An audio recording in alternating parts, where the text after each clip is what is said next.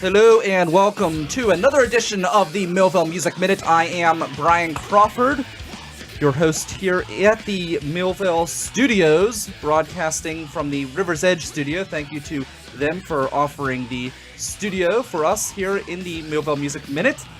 I want to give a shout out to the Millvale Community Development Corporation working to build the Millvale Borough as well. They're an awesome organization, and we are here at the Millvale Music Festival, a subcommittee, or a standing committee rather, of the MCDC. Also across the table from me, Jonathan Keilback.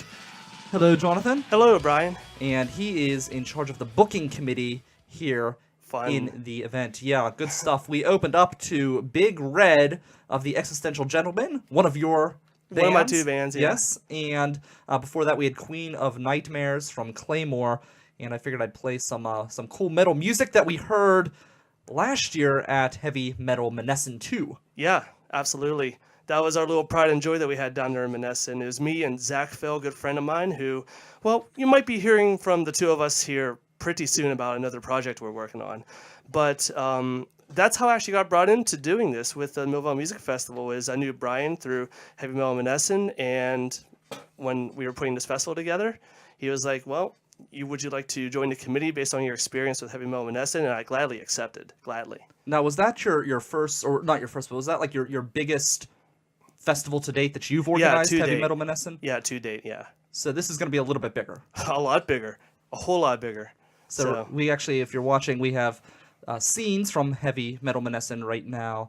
You can watch that on the Facebook Live or after the fact on YouTube. But tell me about your experiences. What were some of the challenges that you experienced at Heavy Metal Menneson? What are some of the things that you had to deal with taking on a festival of that size? Well, honestly, the number one biggest thing was budget and equipment, because they go hand in hand. You know, you're going to get out of the equipment what you put into it money-wise. Mm-hmm. So, but thankfully, I had some amazing people working with us.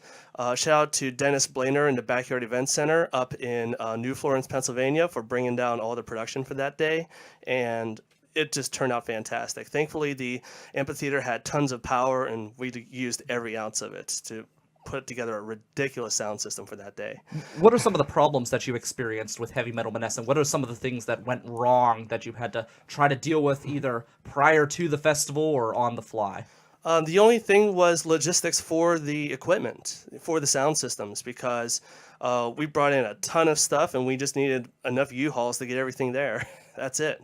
And we had a plan to move our equipment with a trailer that I own, but as it turns out, the equipment that Dennis brought was way too heavy for it. So we had to go rent like this 24-foot U-Haul, and we just packed it full, and we brought everything and put on a great production as a result. So unfortunately, we underplanned at first, and then we overdid it. Oh, I just whacked the headphones here. So good. And we overdid it, and that's a good thing. It's a good thing to have headroom to overdo it and be prepared for anything. So this festival is obviously a little bit bigger, a little bit different. There are multiple stages all across town here at the Millvale Music Festival. Heavy Metal Menneson, you had 2 stages, and you could see one from the other. Yeah. So what's some of the challenges that you are going to face with this festival? What are some of the things that you're looking at as far as whenever you're booking bands? Because you booked the bands as well with Zach Fell for Heavy Metal Menneson 2. This time you're booking bands across multiple genres. That was a metal festival. This is a festival of many genres all over the place. And you got to try to make everything work. You want to make it so a stage isn't quite so crazy. We are going from what we heard in the beginning with Claymore to maybe like Slim Forsyth, for example, is a great country artist here in Pittsburgh. But obviously the two styles aren't necessarily going to blend. Well, the big challenge is making sure that you're not going to bore the crowd with too much of the same music, but not having so much variety that you're really just like throwing curveballs left and right and just confusing the crowd. Like, what is the point of this stage then? You got to find a balance. So you have to work within a range of certain genres. Like, for example, on the metal stage, which I will be running on the day of the show, that's my day of the show's responsibility. We are going to have anywhere from maybe an acid rock band all the way to a borderline punk band. and it all kind of is categorized as metal, but it's a wide enough range to keep things interesting. And honestly, everyone from the scenes respects everything from the acid rock all the way to the punk. So it's about having the right blend, keeping things interesting. And but when it comes to other stages, though, I may not necessarily know exactly what to do with them, but that's why we have a committee. That's why we have a bunch of great people working with all of us here at the festival. And if there's something that I'm not maybe too familiar with, for example, the jazz scene, I have someone I can ask, and someone else can be like, oh, this person, that group, this group. And we have multiple sources of input from people who are more have much more expertise in that field, in that genre. So I mean, it's a committee effort. It's not just me. There's a bunch of us, and with a committee effort, we will find the right balance for all these stages. So who did you book? Who's on the bill right now? Undisclosed. Undisclosed. Not yet. We're gonna have. You won't even tell me. Nope. I'm the chairman of the event, and you won't tell me he's playing at the festival. Come on, people want to know. We will have an announcement. Well, do you know when is the cutoff date for submissions? Because we do March have a question. 12th. March 12th. Yeah. So March 12th is the final day to submit if you want to perform here at the Millvale Music Festival. So speaking of submissions, we're at like 300 submissions so far. We are at 300 now. We've crossed. Yeah, I'm pretty threshold. sure. Yeah, that's absolutely amazing. Thank you so much, everybody, for submitting. Thank you so much. We're not gonna be able to fit everyone in. I'll tell you that much. 300 artists is a lot of people. That's a lot of people, and we only have so much space. So, if you don't get on the festival, I'm really sorry. I mean it. I'm really, really sorry. But we only have so much space. We only have so many time slots. Well, I think one thing to consider too, whenever I mean, this is just my guess. You're in charge of the booking committee, but you're not necessarily. It's not necessarily who's good and who's bad. It's you've got different stages. It's who you fits. have to fit the different styles of music within certain stages. Yeah. And then also certain places which may be smaller. For example, you've got the Funhouse at Smalls, which is a much bigger stage, and then you've got the Double L, which is obviously a much smaller stage. So you're not going to be able to do the same thing at each stage necessarily. Right. You have to work with the artists, how they work with each other, as well as the venues and what they can bring to the table in terms of hosting a band and what the clientele who will want to go to that venue is going to like. So there's always a preference at every venue. There's going to be a preference. We will work within the preferences.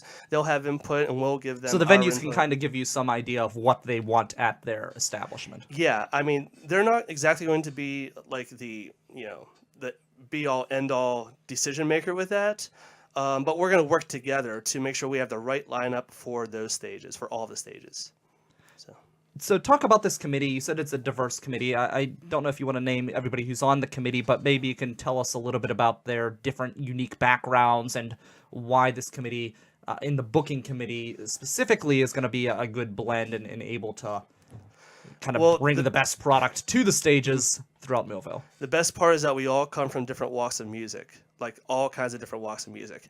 And we do have a jazz-specific fellow on our committee. We have someone who's just literally all around the scene and does some local promotion as well. And then we have actually the one guy who's already on the show, Brian Howe. He's going to be handling our hip-hop. Yes. So, and we have a couple more. But I don't want to get too specific. I mean, because some people might have one expertise. They might know one person or know another person, and we'll figure out who we can add and get more input on. But yeah, it's going to be a community effort in terms of like where they come from in the scene. It's going to be a community effort to bring the right lineups to the right stages.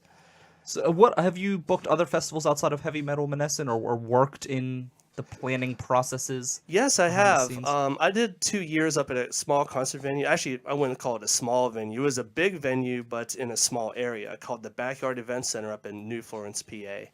And it was like a 400 capacity venue, and I was a jack of all trades. Sometimes I'd help with stage management. Sometimes I was the lighting guy.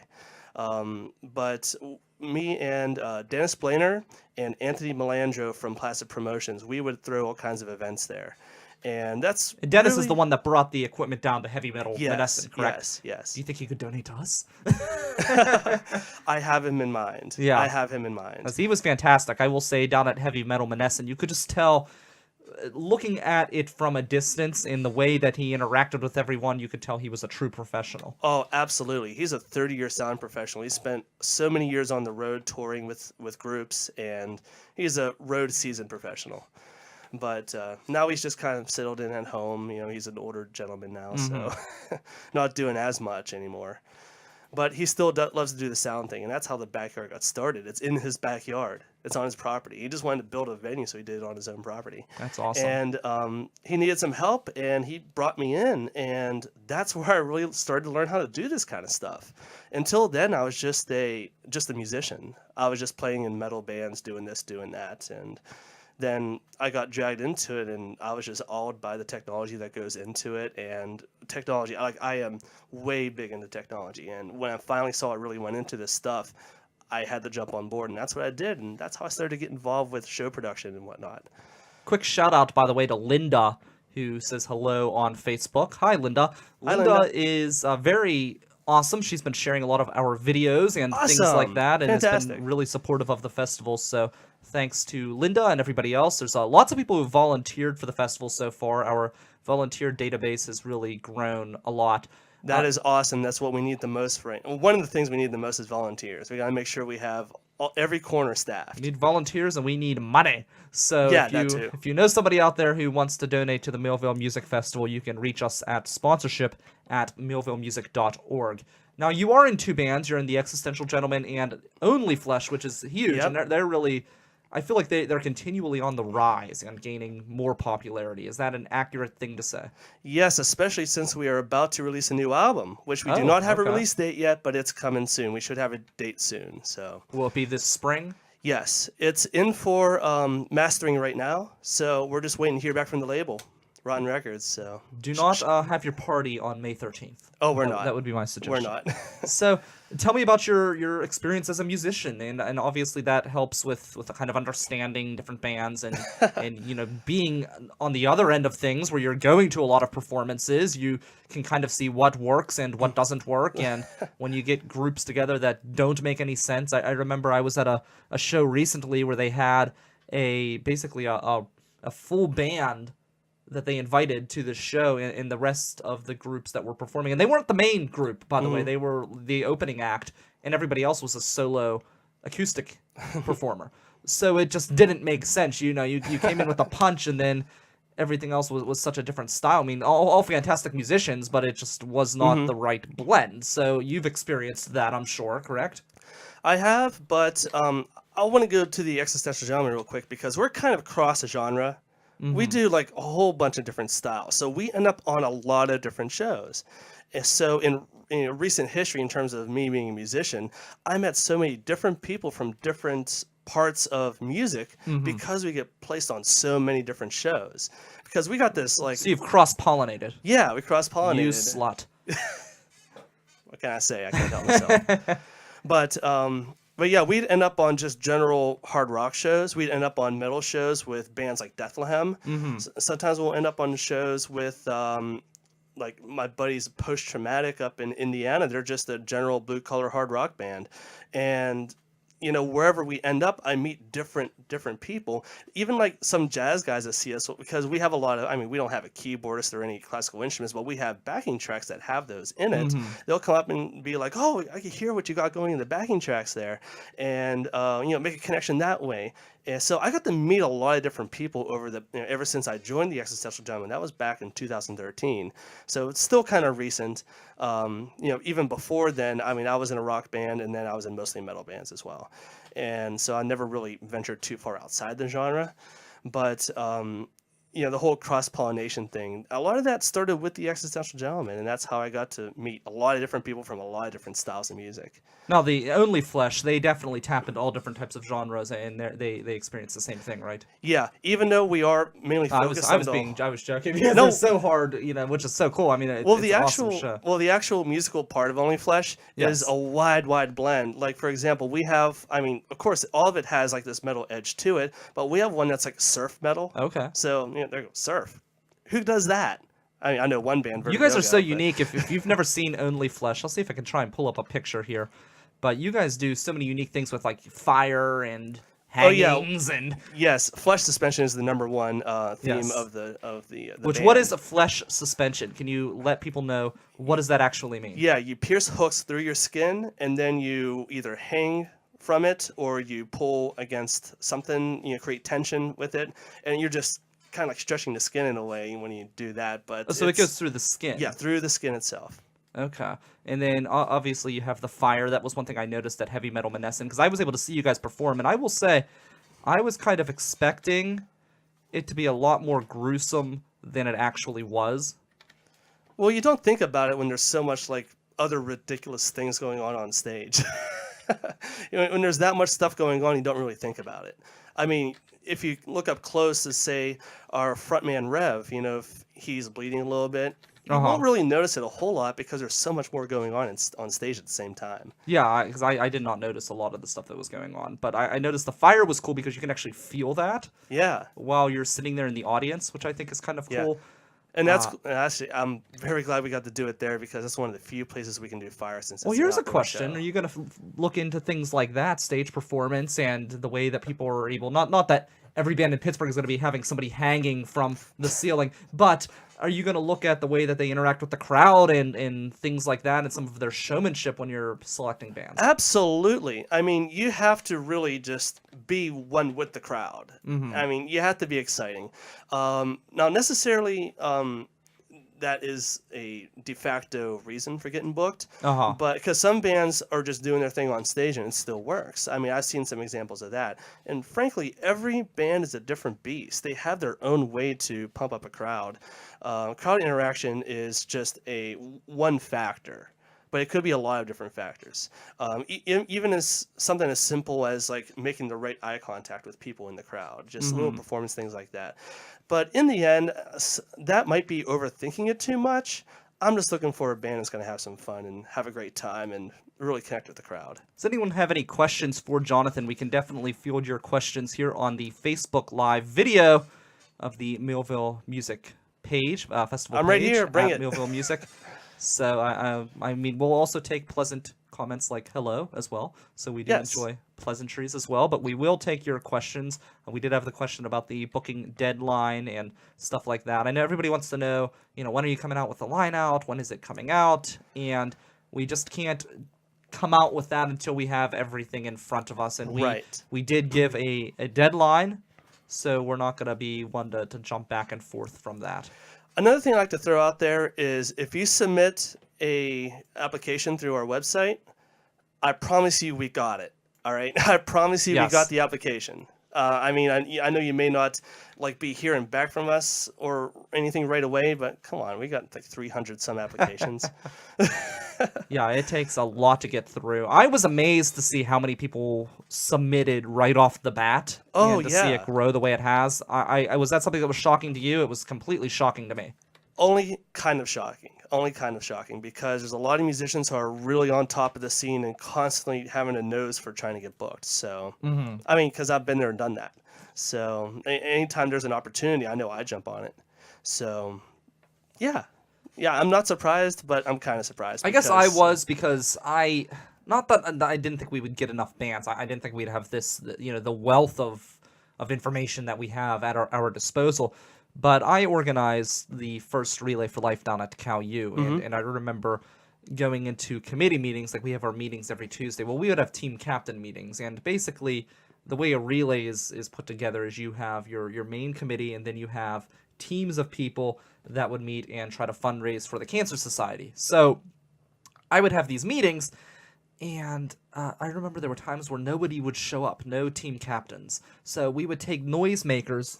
I have my cowbells over there. We'd make noisemaker. We'd have we would have noisemakers. Want me to grab it? And no, it's okay. And we would run through the hallways and scream and yell, "Woo, come on!" And we would drag people in to the meeting room, and we would introduce new people to the Relay for Life. And it was a success. And the Relay for Life, let's see, I started it in, what was it, 2005? So, like 2007. And it's now going into its 10th year. So it's been something that's been successful, but you had to draw up excitement and try to bring in energy and try to get people excited. Whereas this has been the polar opposite, where there has been so much of an immediate response that I've just been treading water trying to keep up with everyone. Well, I can't say I'm treading water. I'm just doing my job. I'm listening through all the bands. I'm just trying to look up the bands I'm not familiar with. I mean, there's quite a few bands that signed up that I'm actually already very familiar with, so I already know what they're all about. Yeah. But there's so many other bands I haven't even heard of, and I'm like, wow, who are these? And just that's how big the scene is. That's how many people are out there. So I'm making sure I take the time. I'm listening to everybody. Every single submission I'm listening to. Every single one's going to get listened to. I promise you that. By me or someone else on a committee, it's going to be listened to. I promise you. So David says he's looking forward to this. It seems like every band around here is talking about it. So that's exciting. Yes. There's still that rumor that's out there that I'm not going to deny, that they crashed the system because we had so many bands that had signed up. That's really like an awesome thing to hear. It's hard to crash Google. It is, yeah. It's really hard to crash Google. But yeah, I mean, I'm not confirming that happened. Right. I'm just not denying it either. But it is Google. I don't think it's going to crash. That we know of. Maybe we can do it. Maybe the Millvale Music Festival can be the group that crashes Google. Yeah. That would be fantastic. However, I think if Facebook hasn't done it yet, we'll be hard-pressed to do it. But, right. We've accomplished so much so far. Why should we hold ourselves short? Yeah. I mean, Millvale first, Google next, the world last. Exactly. I want to give a shout-out as well to Jenny Signs of the Millvale Yoga Collective. And she has signed up as a sponsor. So thank you so much. She's the first one to give us cash. So thank you to her. She has yoga sessions here at Millvale Studios on Tuesdays. I believe it's 6 and 7:30. And then she also has a class over at Panza Gallery, which is across the alley from us, 10 a.m. as well. So we do have other big sponsors who are coming through. I just haven't gotten official confirmations yet. Right. So they're on their way, and as we get that information, we'll bring that out to you. Of course, we have the River's Edge Radio Network as a sponsor, and of course, the Millvale Community Development Corporation, who is really the parent organization of the entire festival. I'll tell you what, when the representatives for these sponsors came into our meetings and we were all talking about it, it was just so exciting. So exciting to have these sponsors on board. We can't wait to let everyone know about them.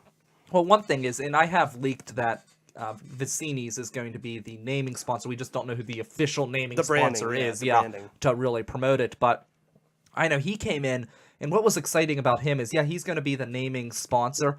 But Ken from Vicini seemed really interested in taking more of a hands-on approach with the festival and getting involved in a bigger way than just throwing money at it, which I thought was really cool. Yeah, absolutely. And hopefully that means for all the patrons who are coming to the festival, more alcohol at some of these stages. Yeah, that would be sweet.